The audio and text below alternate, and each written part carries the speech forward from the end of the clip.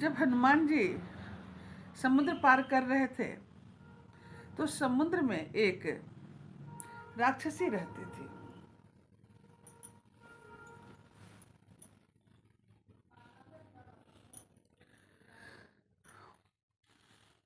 वह माया करके आकाश में उड़ते हुए पक्षियों को छाया से देख लेती थी और पकड़ के उसे गिराती थी और उसको खाती थी। इसी क्रम से जब हनुमान जी को भी देखा तो हनुमान जी पहचान गए और हनुमान जी उन्हें भी मारा और वो पाताल लोक को गई। फिर वो आगे बढ़ते हैं तो समुद्र के पार गए। वहां जाकर देखा कि वनों की शोभा बढ़ देखी, बहुत ही मधु यानी कि पुष्प रस के लोभ में भौरे गुंजयमान हो रहे थे। अनेक प्रकार के फल फूल वृक्षों से शोभित थे। पक्षी और पशुओं का समूह देखकर तो वे बहुत मन प्रसन्न हुए। सामने एक विशाल पर्वत पर हनुमान जी आसन लेते बैठते हैं और हनुमान जी ने अपना भय त्याग करके उस पर विश्राम करते हैं। शिव जी कहते हैं, उमा न कछु के अधिकाई, प्रभु प्रताप जो काल ही खाई। गिरि पर चढ़ी लंका ते ही देखी, कहीं न जाई अति दुर्ग विशेषी। मतलब शिव जी कहते कि हे उमा, इसमें बानर हनुमान कुछ बड़ाई नहीं है, वह प्रभु का प्रताप है जो काल को भी खा जाता है। पर्वत पर चढ़कर लंका देखी, बहुत ही बड़ा किला था, कुछ कहा नहीं जा सकता था। तुलसी बाबा छंद में लिखते हैं, कनक कोट विचित्र मणिकृत सुंदराय तना घना। चौहट भट सुबट बित चारु पूर बहुविधि बना। गजबाज खच्चर निकर पदचर, रथ बरूथ निको गन। बहुरूप निशिचर जूथ, यति बल सेन बरनत नहीं बने। बनन बाग उपवन बाटिका, सुरकूप बापी सोहई।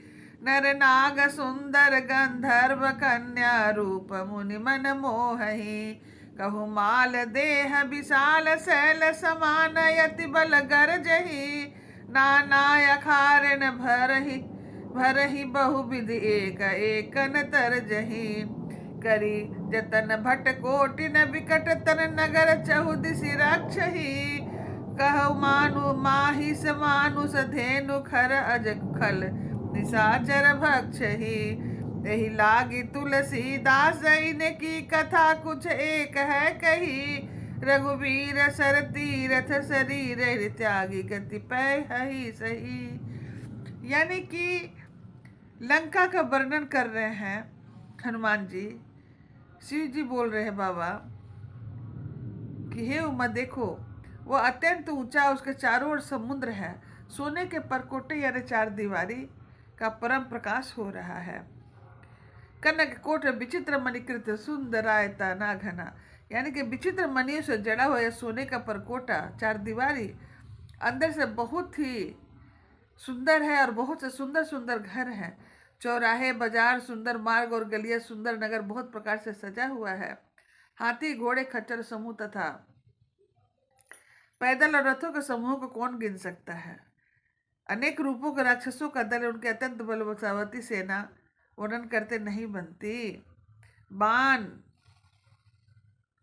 वन बाग उपवन बागीचे फुलवाड़ी तालाब कुआं बावलिया सुशोभित है। नाग देवताओं और गंधर्वों की कन्या आपस में सौंदर्य और मुनियों को मनों को बोने वाली है। कहीं पर्वत के समान विशाल शरीर वाले राक्षस अपने मल यानी पहलवानी गरज रहे हैं। वे अनोखे प्रकार के अखाड़े में बहुत प्रकार से भीड़ और सुंदर को ललकारते रहते हैं। इस प्रकार भयंकर शरीर वाले करोड़ों योद्धा जत्न करके बड़ी बड़ी सावधानी से नगर के चारों दिशाओं में सब ओर से रखवाली करते हैं। कई दुष्ट राक्षस भैंसे और मनुष्यों गायों गधों और बकरों का खा रहे हैं। तुलसीदास ने इसकी कथा इसलिए कुछ नहीं कही कि यह निश्चय ही श्री रामचंद्र जी के बानों रूपी तीर्थ से शरीर को त्याग कर परम गति पावेंगे। पुर रखवारे देख बहु, कपि मन कीन विचार। अति लघु रूप धरो, निसी करो नगर पैसार। मतलब हनुमान जी अपने मन में विचार किए कि अब इस नगर में घुसना चाहिए, प्रवेश करूं, रात का समय है। उन्होंने बहुत छोटा रूप लिया और अंदर नगर में पैसार के। मसक समान रूप कपिधरी, लंक चलो सुमरि नर नरही। नाम लंकनी एक निसचरी, सो कह चलिसी मोहि निंदरी। जानहु नहीं मर्म सठ मोरा, मोर हार जहाँ लगी चोरा। मुठिका एक महाकपिहनी, रुधिर ममत धरणी ढणमणि। मतलब जैसे ही हनुमान जी छोटा रूप करके चले तो लंके के चार द्वार पे लंकनी नाम की राक्षसी थी, जो लंका के मेन द्वार पर रक्षा करते थे।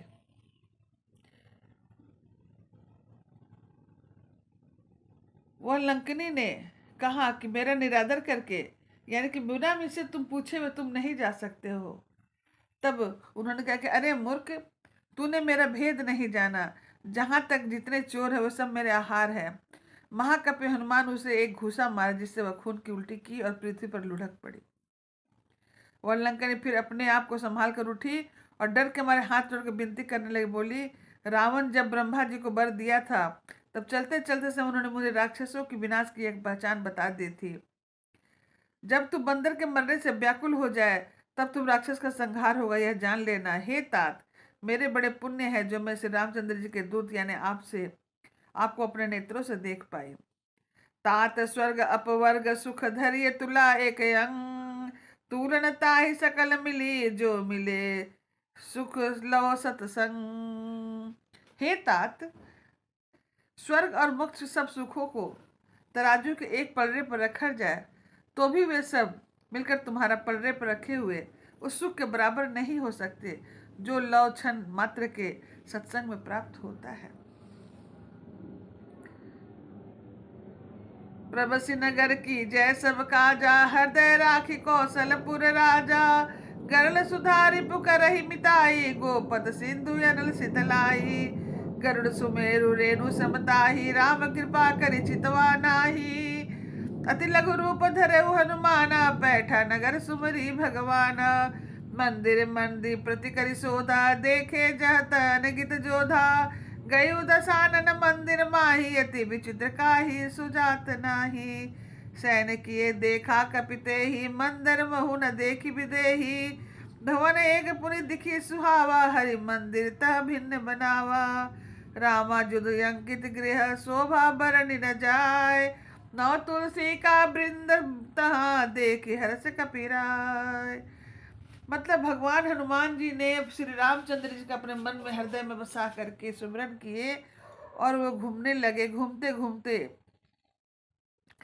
सब नगर मंदिर देखी, लेकिन वहां उन्हें सीता नहीं दिखाई दी।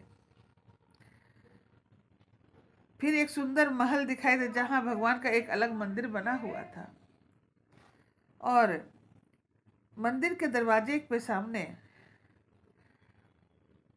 श्री रामचंद्र जी का धनुष बाण के चिन्हों से अंकित था और वहां पर तुलसी का वृंद लगा हुआ था, तुलसी का पौधा लगा हुआ था। लंका निशीचर निकर निवास, यहाँ कहा सज्जन करवासा। मन महु तरक करे कपिलागा, ते समय विभूषण जागा। मतलब लंका निशीचर मतलब लंका तो राक्षसों का गांव है, शहर है, देश है। यहाँ पर सज्जन कहाँ पर वास कर रहे हैं, यह सोच ही रहे थे, तभी वहां पर विभीषण जगते हैं और राम राम करते हैं। राम राम ते सुमिरन कीना, हृदय सरस कपि सज्जन चीना। ऐसन हटि कह रही पहचानी, साधु ते होई न कारज हानि। विप्र रूप धरि बचन सुहाए, सुनत विभीषण उठत आए। करि प्रणाम पूछी कुशलाई, विप्र कहु निज कथा सुनाई। कि तुम हरिदास मह कोई, मोरे हृदय प्रीति अति होई। कि तुम राम दिन अनुरागी, आयो मोहि करन बड़ भागी। तब हनुमंत कही सब राम कथा निज नाम, सुनत जुगल तन पुलक मगन, मन सुमिरी गुण ग्राम। सियावर राम जय जय राम।